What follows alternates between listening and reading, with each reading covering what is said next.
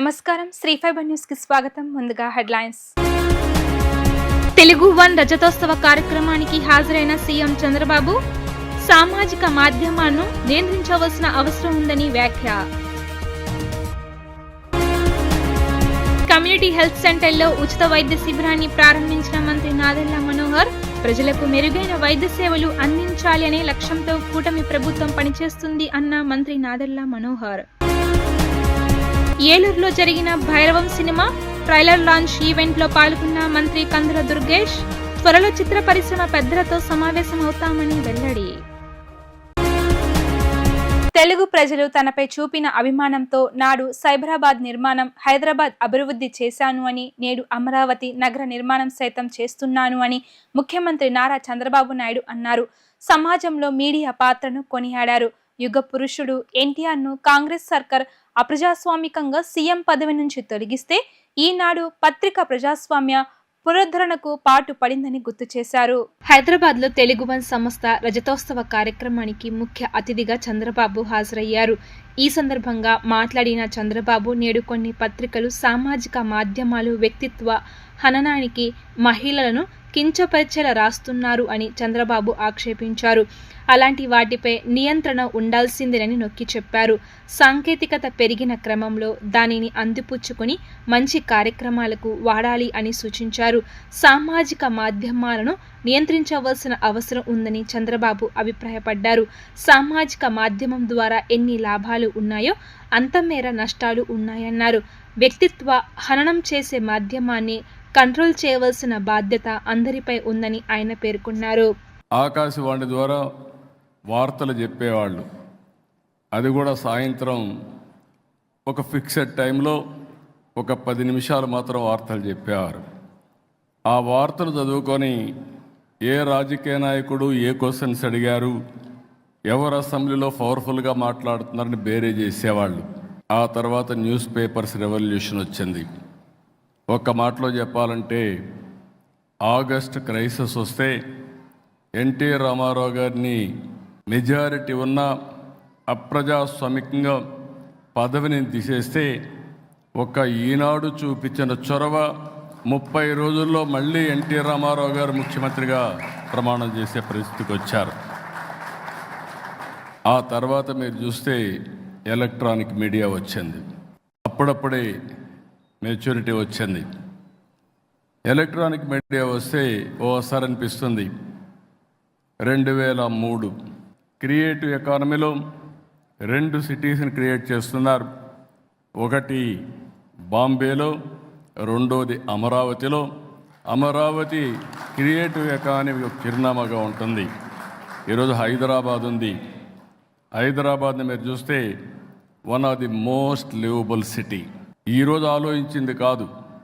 1995లో 95 నుంచి 2000 వరకు blue print తయారు చేసి ఎక్కడెక్కడ ఏమి రావాలి, అవుటర్ రింగ్ రోడ్ కానీ, ఎయిర్పోర్ట్ కానీ, హైటెక్ సిటీ కానీ, జినాం వ్యాలీ కానీ, ఇలాంటివన్నీ కూడా ఇన్సూరెన్స్ ఫైనాన్స్ సిటీ కానీ, గచ్చిబౌలి స్పోర్ట్స్ సిటీ కానీ అన్ని ప్లాన్ చేశాం. దానివల్ల ఈరోజు మీరు చూస్తే బెస్ట్ లివబుల్ సిటీగా ఉంది. ఇంకొకటి, జీవితంలో కొంతమంది కొన్ని అవకాశాలు వస్తాయి. భగవంతుడు అవకాశం నాకు ఇచ్చాడు మీ అందరి ఆశీర్వాదాలతో. అదే ఒకప్పుడు హైదరాబాద్, ఇంకొక సిటీని తెలుగు జాతికి అందించే అవకాశం అమరావతి అని చెప్పి కూడా నేను మీకు తెలియజేస్తున్నా. భారతదేశంలోనే కాదు, ప్రపంచంలోనే ఏ టాప్ సిటీస్ ఇండియాని చూస్తే 1 and 2గా అమరావతి, హైదరాబాద్ ఉంటాయని చెప్పి కూడా మీ అందరికీ విజ్ఞప్తి చేస్తున్నా. అది తెలుగువారి శక్తి, అది ఉండాలని చెప్పి నేను మనస్ఫూర్తిగా ఆకాంక్షిస్తున్నా. ముఖ్యంగా మనం చూస్తే స్వాతంత్ర ఉద్యమం, పత్రికలు, జర్నలిస్టే కీలకమైన పాత్ర పోషించారు. ఆ తర్వాత రాను రాను పోటీ ప్రపంచంలో మనం చూస్తే విలువలు పడిపోయే పరిస్థితి వస్తూ ఉంది. ఇటీవల సోషల్ మీడియా మామూలుగా లేదు. మామూలుగా ఎంత లాభాలు ఉన్నాయో అంత నష్టాలు కూడా ఉన్నాయి. కొంతమంది సోషల్ మీడియాని ఒక వేదికగా తీసుకుని క్యారెక్టర్ అసాసినేషన్కి కానీ, రాంగ్ న్యూస్ని ప్రొజెక్ట్ చేయడానికి కూడా ఇష్టానుసారంగా ప్రవర్తించే పరిస్థితి వస్తున్నారు. దీన్ని నేను పూర్తిగా వ్యతిరేకిస్తున్నానని చెప్పను కానీ, కంట్రోల్ చేయాలని చెప్పను కానీ నియంత్రణ అవసరం. ఆ నియంత్రణ చేయకపోతే ఇండల్లో ఉండే ఆడబిడ్డల క్యారెక్టర్ని కూడా అసాసినేట్ చేస్తూ చాలా సమాజానికి హాని జరిగే పరిస్థితి వస్తుంది. నేను అందుకే ఈరోజు ఏదైతే మిత్రులు చెప్పినటువంటి కంటమనేని చెప్పినట్టు దానికి ఏకీభవిస్తున్నా. ఏ విధంగా చేయాలో చర్చ జరగాల్సిన అవసరం ఉంది. చర్చ జరిగిన తర్వాత అటు గవర్నమెంట్ ఆఫ్ ఇండియా కానీ, ఇటు రాష్ట్ర ప్రభుత్వాలు కానీ అందరం కూడా ఆలోచించి ఏ విధంగా రైట్ మీడియాని ఏ విధంగా ప్రోత్సహించాలి, లేకపోతే ఎంటర్టైన్మెంట్ క్రియేటివిటీకి ఏమాత్రం అడ్డంకి లేకుండా ఏ విధంగా చేయాలి. అదే సమయంలో క్యారెక్టర్ అసాసినేషన్ కానీ కొంతమంది కొన్ని దుర్మార్గమైన ఆలోచనలు చేసినప్పుడు వాళ్ళని ఎట్లా కంట్రోల్ చేయాలో చేయాల్సిన అవసరం, బాధ్యత మనందరిపైన ఉంది. ప్రజలకు మెరుగైన వైద్య సేవలు అందించాలనే లక్ష్యంతో కూటమి ప్రభుత్వం పనిచేస్తుంది అని మంత్రి నాదెళ్ల మనోహర్ అన్నారు. కొల్లిపర నుండి పెద్ద నగరాలకు వెళ్లే అవకాశం లేకుండా ఇక్కడే అన్ని వైద్య సేవలు అందుబాటులోకి తెస్తామన్నారు. వైద్య సిబ్బంది రోగులకు అంకిత భావంతో సేవలు అందించాలి అని ఆయన సూచించారు. గుంటూరు జిల్లా తెనాలి నియోజకవర్గం కొల్లిపర మండలంలోని కమ్యూనిటీ హెల్త్ సెంటర్లో ఉచిత వైద్య శిబిరాన్ని ఏర్పాటు చేశారు. ఈ శిబిరాన్ని మంత్రి నాదెళ్ల మనోహర్ ప్రారంభించారు. అనంతరం రోగులను కలుసుకుని వారి ఇబ్బందులు అడిగి తెలుసుకున్నారు. ఈ సందర్భంగా ఆయన మాట్లాడుతూ ప్రజా ఆరోగ్యానికి కూటమి ప్రభుత్వం ప్రాధాన్యత ఇస్తుంది అన్నారు. ఈ వైద్య శిబిరంలో 20 మంది వైద్యులు, 50 సహాయక సిబ్బంది వైద్య సేవలు అందిస్తున్నారు అన్నారు. అన్ని రకాల వైద్య విభాగాలకు చెందిన వైద్యులు అందుబాటులో ఉన్నారని, వారి సేవలను సద్వినియోగం చేసుకోవాలని ఆయన సూచించారు. కొల్లిపర హెల్త్ సెంటర్లో పెద్ద నగరాలకు వెళ్లకుండానే వైద్యం అందించే దిశగా అభివృద్ధి చేస్తామని మంత్రి స్పష్టం చేశారు. కొల్లిపరలో ఉన్న ప్రభుత్వ ఆసుపత్రిలో ఒక ఉచిత వైద్య శిబిరం మనలో నుంచి కూడా అనేక మంది ఎవరైతే పాపం దూర ప్రాంతాలకు వెళ్ళి వైద్య సేవల కోసం తిరగాల్సి వస్తుందో వారికి అందుబాటులో 8 ప్రధాన విభాగాలు, గుండె చికిత్సతో సహా చర్మ వ్యాధికి సంబంధించిన డాక్టర్లు, చిన్నపిల్లల డాక్టర్లు, జనరల్ సర్జరీ డాక్టర్లు, టోటల్ ఈ రోజున 20 మంది డాక్టర్లు, 50 మంది సిబ్బందితోటి ఉదయం నుంచి కూడా ఈ కార్యక్రమం నిర్వహిస్తున్నాం. దాదాపు 600 దాటారు ఇప్పటివరకు ఓపీ. సో ప్రతి ఒక్కరిని కూడా జాగ్రత్తగా పరిశీలించి వాళ్ళకి ఇంకా మెరుగైన వైద్య సేవలు అందించడానికి, అదేవిధంగా ఉచితంగా ఇక్కడ మనం ఈ రోజున మందుల పంపిణీ కూడా చేస్తాం. సో ఆ కార్యక్రమం కొల్లిపర మండలంలో ఉన్న గ్రామాలన్నింటి నుంచి కూడా వచ్చారు. చాలా సంతోషం. మనం కష్టపడి నిర్మాణం చేసుకున్న ఈ ఆసుపత్రిని ఆ పూర్వ వైభవం వచ్చే విధంగా ప్రతి ఒక్కరు కూడా అంకిత భావంతో పనిచేసుకుని అనేక కుటుంబాలకు ఉపయోగపడే విధంగా తప్పకుండా మేము చర్యలు తీసుకుంటాం. ఇది మా కూటమి ప్రభుత్వంలో ఒక బాధ్యతగా తీసుకుని 100% ప్రతి కుటుంబానికి ఆరోగ్య సమస్యలు ఉండకూడదు. సంక్షేమం విషయంలో కూడా ఇప్పుడే దాదాపు 140 వితంతు పెన్షన్లు పంపిణీ చేశాం. మండలంలో ఇంకొన్ని ఒక 20-30 రావాల్సినవి ఉన్నాయి. వాటిని కూడా త్వరగానే క్లియర్ చేయించి టోటల్గా మన మండలంలో నేను చెప్పినట్టు ఇప్పటి వరకు ప్రతి నెల మనం దాదాపు 45 కోట్ల రూపాయలు మనం సంక్షేమ పథకాల ద్వారా పెన్షన్లు మనం అందిస్తున్నాం. దాదాపు 7,000 మందికి మనం పెన్షన్స్ ఇస్తున్నాం ప్రతి నెల 1వ తారీఖున. ఆ కార్యక్రమాన్ని ఇంకా ముందు తీసుకెళ్తాం. ఇక్కడ ఈ రోజు కూడా మనకి ఆల్రెడీ ఎక్స్రే మెషిన్ వచ్చింది. ఎక్స్రే మెషిన్ ఇంకో 4 రోజుల్లో అది కూడా ప్రారంభించుకుంటాం. వాటితో పాటు స్కానింగ్ మెషిన్, డాక్టర్లు కూడా ఆ పరికరాలు ఉపయోగించుకునే విధంగా టెక్నీషియన్స్, డిసిహెచ్ఎస్ గారిని కూడా నేను కోరాను. రాబోయే రోజుల్లో ఇక్కడ బ్లడ్ బ్యాంక్ కూడా ఏర్పాటు చేస్తాం. కొల్లిపరలో ఎవరు కూడా తెనాలికో, విజయవాడకో, గుంటూరుకో వెళ్ళకునే పరిస్థితి ఖచ్చితంగా మనకి కొల్లిపర ఆసుపత్రిలోనే అన్ని విధాలుగా వైద్య సేవలు ఉండే విధంగా తప్పకుండా మేము అందరం కూడా చర్యలు తీసుకుంటాం. ఉదయం నుంచి జరుగుతున్న ఈ కార్యక్రమాల్లో ఈ విధంగా ప్రజలు స్పందించడం, ప్రతి గ్రామం నుంచి అందరినీ కూడా కష్టపడి గత 3-4 రోజుల నుంచి డాక్టర్లే కాదు మన సిబ్బంది, ఎంపీడీఓ గారు, తహసీల్దార్ గారు, ఇక్కడ ఉన్న అధికార యంత్రాంగం అందరూ కూడా కష్టపడి చేశారు.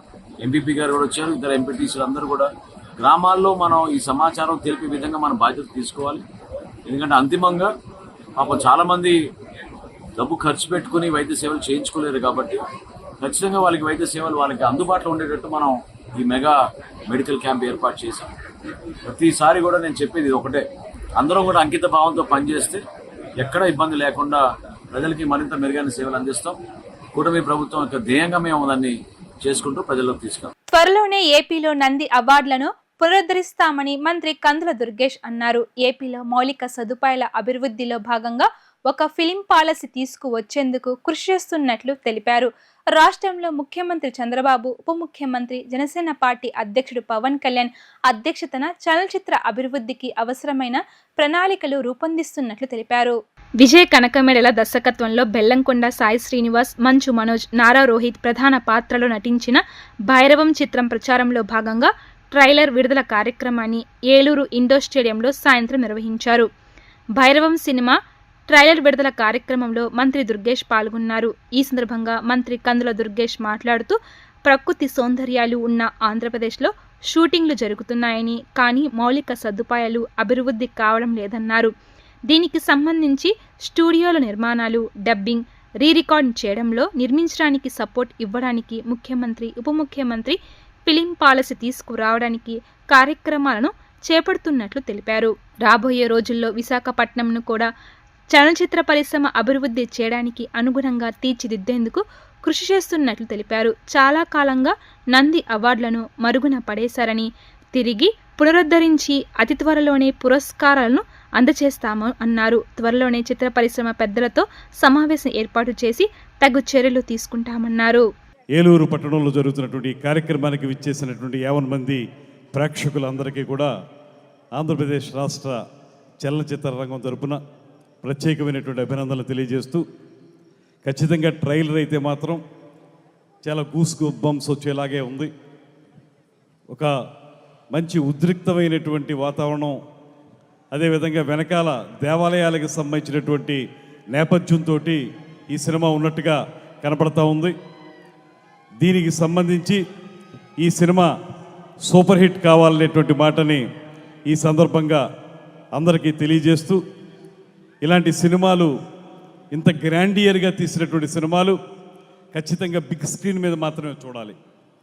దయచేసి ఎవరు కూడా ఈ సినిమాల్ని ఓటీటీలో చూద్దాం, లేకపోతే టీవీల్లో చూద్దాం అనే కంటే కూడా థియేటర్కి వెళ్ళి చూస్తే రాష్ట్రాభివృద్ధి కూడా ఒక ఆర్థికపరమైనటువంటి అభివృద్ధి జరుగుతుందనేటువంటి మాటను కూడా మనవి చేస్తున్నాను.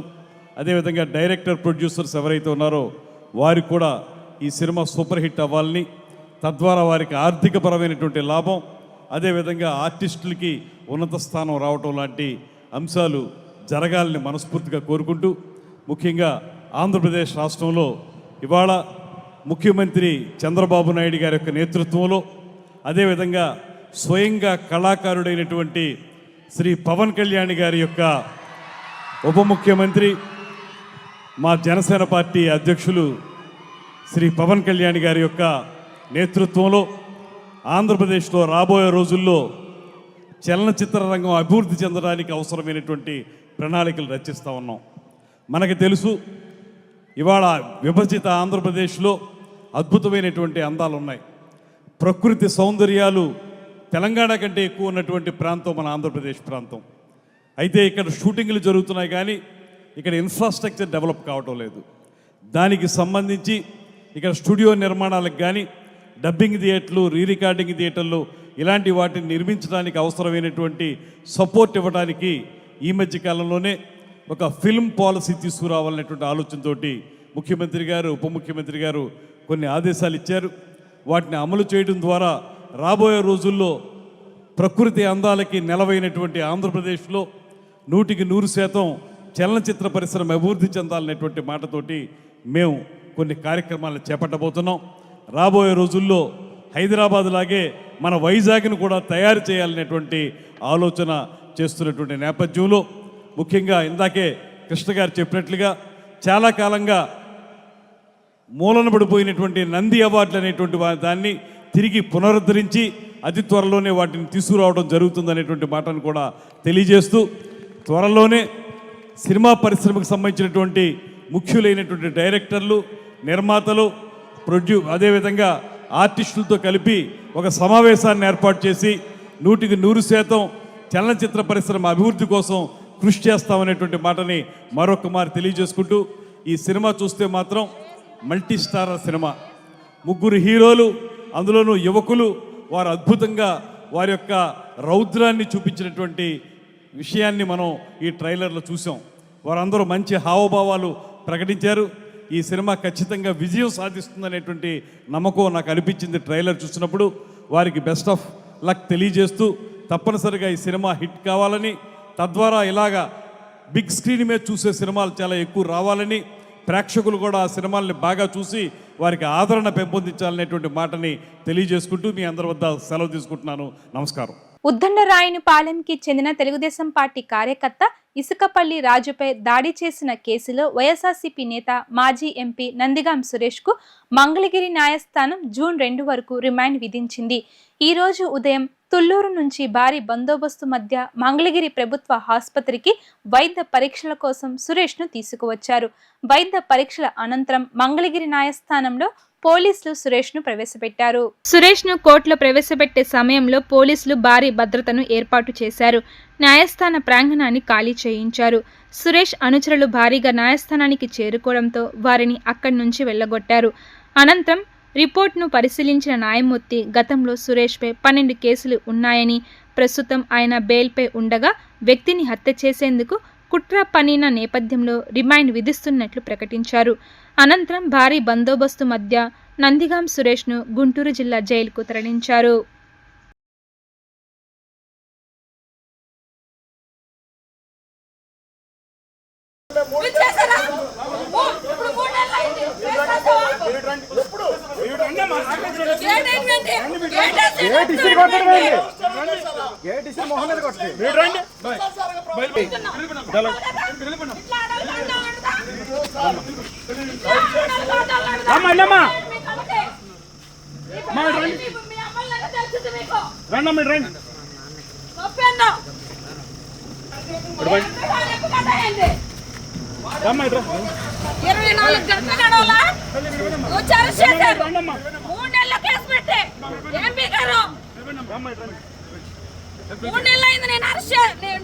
కేసులు పెట్టి నా ఇంటి మీద సీసీ కెమెరాలు వేసుకొని సీసీ కెమెరాల రికార్డులతో సహా స్టేషన్ లో ఇచ్చా. ఆ రోజు ఏం చేశారు మీరు? నా కారు మీద దాడి జరిగిందని చెప్పా. వాడిని ఏం చేశారు మీరు? పిచ్చి పిచ్చిగా ఉన్నాయండి, గేట్లు వేసి పెడుతున్నారు. 5-10 మంది ఉన్నారు. మిగిలిన కలిసేలా మీరు ఒక్కనే తీసుకొచ్చారు. రాష్ట్ర వ్యాప్తంగా గ్రామీణ నీటి సరఫరా విభాగంలో పనిచేస్తున్న కార్మికుల హక్కులను కొందరు కాంట్రాక్టర్లు కాలరాస్తున్నారని RWS and CPWS workers union రాష్ట్ర గౌరవ అధ్యక్షుడు వినుకొండ రాజారావు అన్నారు. కార్మికులు ఎవరైనా ప్రశ్నిస్తే వారిని ఇబ్బంది పెట్టేలా కాంట్రాక్టర్లు వ్యవస్థ పనిచేస్తున్నారన్నారు. న్యాయబద్ధంగా లేబర్ యాక్ట్ ప్రకారం కార్మికులకు ఉండవలసిన సౌకర్యాలు అందడం లేదన్నారు. ఈ తరుణంలో అటువంటి కాంట్రాక్టర్ల బారి నుంచి కార్మికులను రక్షించవలసిన బాధ్యత ప్రభుత్వంపై ఉందన్నారు. విజయవాడ ప్రెస్ క్లబ్లో ఆర్డబ్ల్యూఎస్ అండ్ సిపిడబ్ల్యూఎస్ వర్కర్స్ రాష్ట్ర కార్యవర్గ సమావేశాన్ని నిర్వహించారు. ఈ సమావేశంలో పాల్గొన్న యూనియన్ రాష్ట్ర గౌరవ అధ్యక్షుడు వినుకొండ రాజారావు మాట్లాడుతూ, గ్రామీణ ప్రాంతంలో మంచినీటి సరఫరా విభాగాల్లో విధులు నిర్వహిస్తున్న కార్మికుల హక్కులు హరించి వేయబడుతున్నాయన్నారు. లేబర్ యాక్ట్ ప్రకారం కార్మికులకు న్యాయబద్ధంగా రావాల్సిన ఈఎస్ఐ, పిఎఫ్ సౌకర్యం, జీతాలను కాంట్రాక్టర్లు ఇవ్వడం లేదన్నారు. స్కీమ్ కాంట్రాక్టర్లు ప్రభుత్వం నిర్ణయించిన రేట్ల ప్రకారం కార్మికులకు జీతభత్యాలు చెల్లిస్తామని ఒప్పందం కుదుర్చుకున్నారన్నారు. కానీ ఆ ఒప్పందం మేరకు జీతభత్యాలు ఇవ్వకుండా కార్మికుల శ్రమను దోపిడీ చేస్తున్నారని ఆవేదన వ్యక్తం చేశారు. ఇదే పరిస్థితి రానున్న కాలంలో కొనసాగితే కార్మికుల ఆందోళన తప్పదన్నారు. ప్రభుత్వం అధికారులు వెంటనే స్పందించి కార్మికుల పక్షాన నిలవాలి అని, కార్మికులకు ఇబ్బంది పెడుతున్న కాంట్రాక్టర్లపై తగిన చర్య తీసుకోవాలి అన్నారు. కార్మికులకు న్యాయబద్ధంగా రావాల్సిన అన్ని సౌకర్యాలను అందించాలి అని యూనియన్ డిమాండ్ చేస్తుంది అన్నారు. ప్రభుత్వం వెంటనే స్పందించని పక్షంలో కార్మికుల ప్రతిఘటన ఎదుర్కోక తప్పదన్నారు.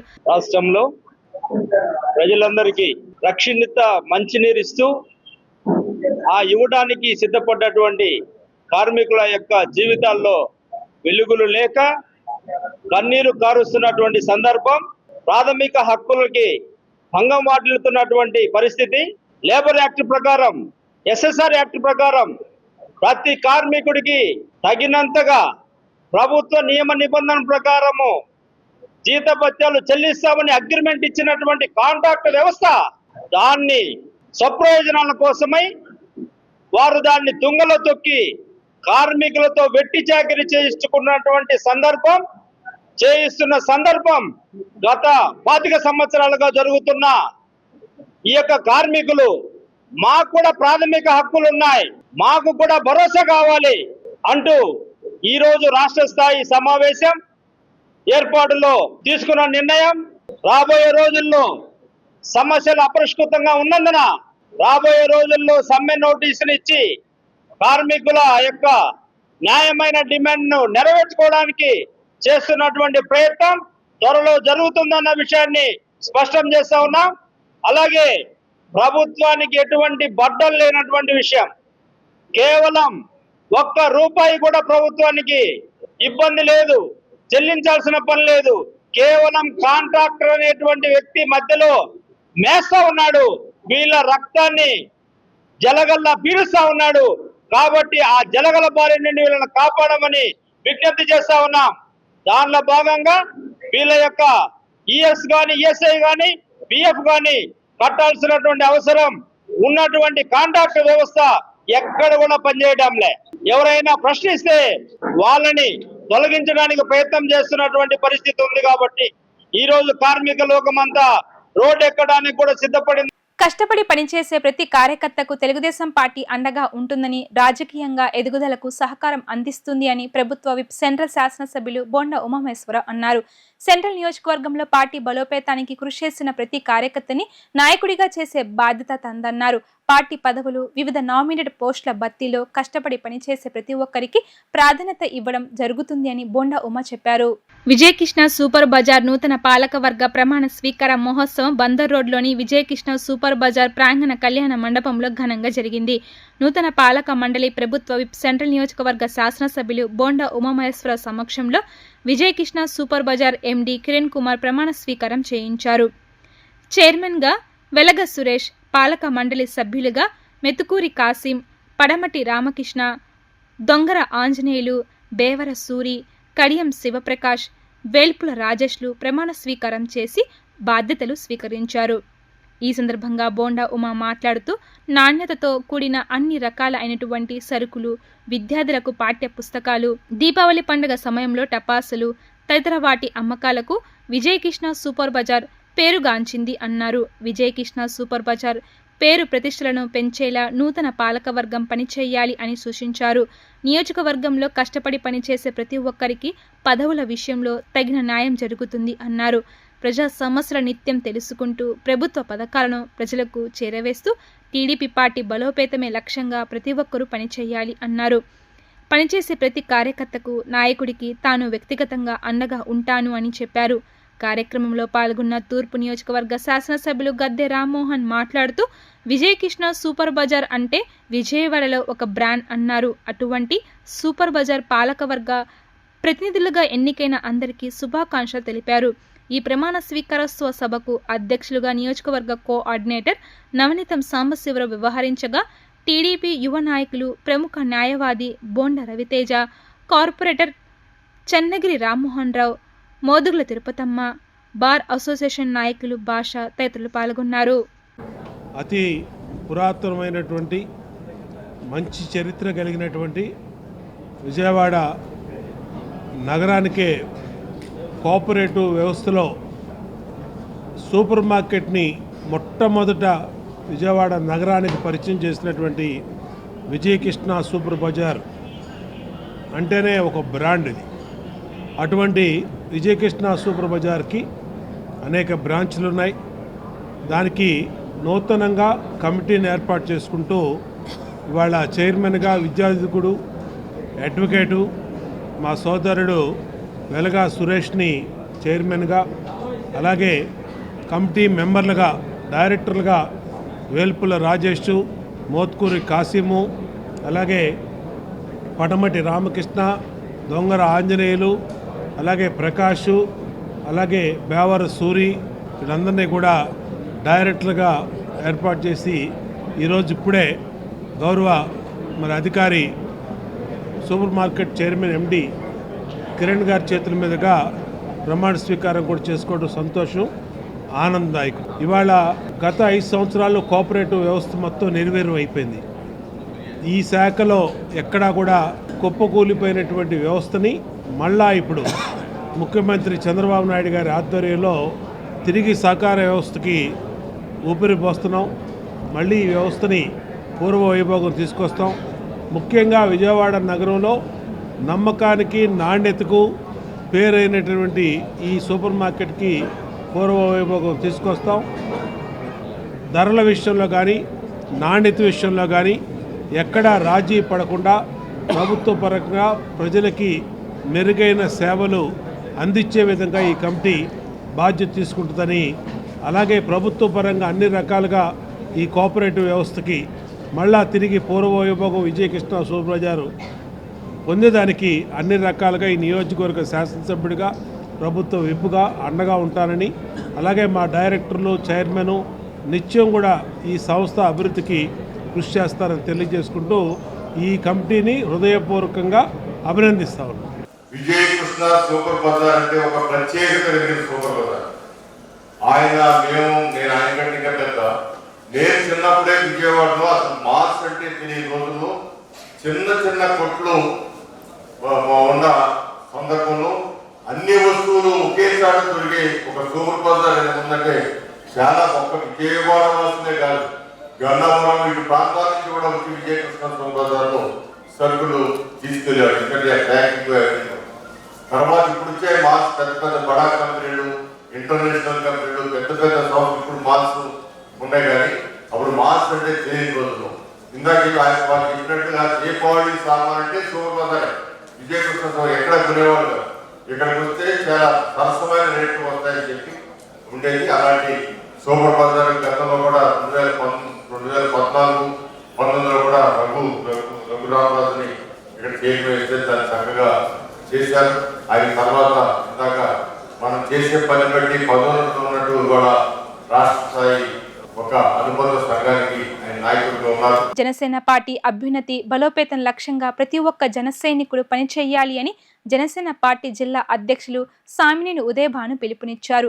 రానున్న కాలంలో జనసేన పార్టీ క్షేత్రస్థాయిలో మరింత బలోపేతం కావాల్సి ఉందన్నారు. జన సైనికులంతా మంచి పేరు పార్టీ నాయకత్వానికి తీసుకువచ్చేలా క్రమశిక్షణతో మెలగాలి అని సూచించారు. విజయవాడ నగరంలో పార్టీ చాలా బలంగా ఉందని, రాబోయే విజయవాడ కార్పొరేషన్ ఎన్నికల్లో 100% స్ట్రైక్ రేట్తో గెలిపే లక్ష్యంగా శ్రమించాలి అని ఉదయభాను జన సైనికులకు దిశానిర్దేశం చేశారు. జనసేన పార్టీ క్రియాశీలక సభ్యత్వం కిట్స్ పంపిణీ కార్యక్రమం 36వ డివిజన్ జనసేన పార్టీ అధ్యక్షులు యాంపాటి ప్రభుజీ ఆధ్వర్యంలో విజయవాడ గాంధీనగర్లోని కందుకూరి కళ్యాణ మండపంలో నిర్వహించారు. ఈ కార్యక్రమానికి ముఖ్య అతిథిగా జనసేన పార్టీ ఎన్టీఆర్ జిల్లా అధ్యక్షులు సామినేని ఉదయభాను హాజరయ్యారు.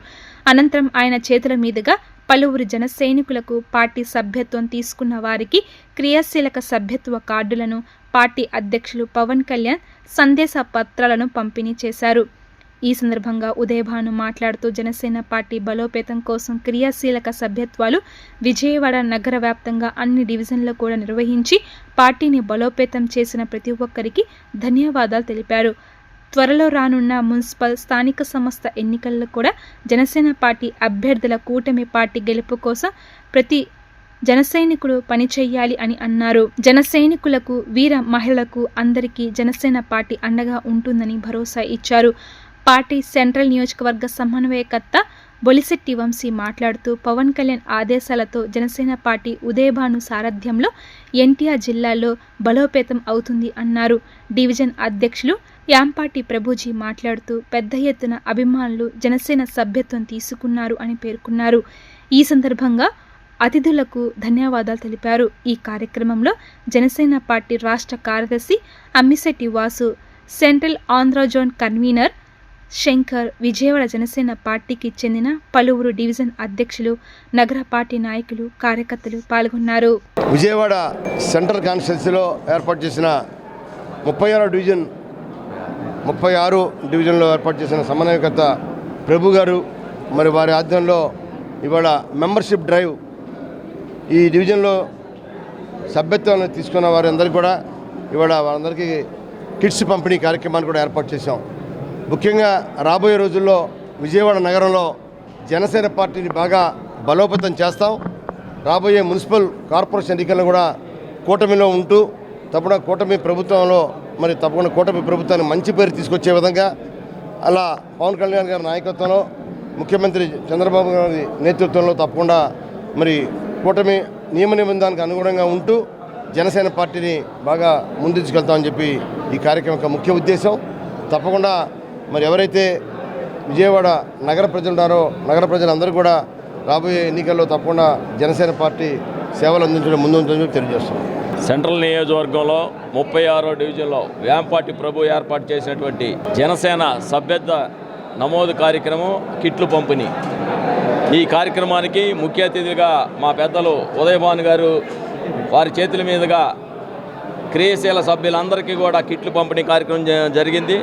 మరి వారి నాయకత్వంలో ఈ బెజవాడ నగరంలో రాబోయే మున్సిపల్ ఎన్నికల్లో కూటమి ప్రభుత్వంలో మేము ఏవైతే సీట్లు పంపిణీ తీసుకుంటామో అన్నీ కూడా గెలిపిస్తామని వారి నాయకత్వంలో ఈ బెజవాడ నగరంలో ఎన్ని కార్పొరేటర్లు తీసుకున్నా అన్నీ డంకా పదంగా గెలిపిస్తామని కూడా తెలియజేస్తూ మరి ఈ జనసేన పార్టీని విజయవాడ నగరంలో బ్రహ్మాండమైన బలోపేతం చేసి అందరికీ అందుబాటులో ఉంటామని కూడా అదే రకంగా రేపు నెలలో కూడా మా కార్యాలయం ఉదయభాను గారి నాయకత్వంలో జిల్లా కార్యాలయం కూడా ఓపెన్ అవుతుంది.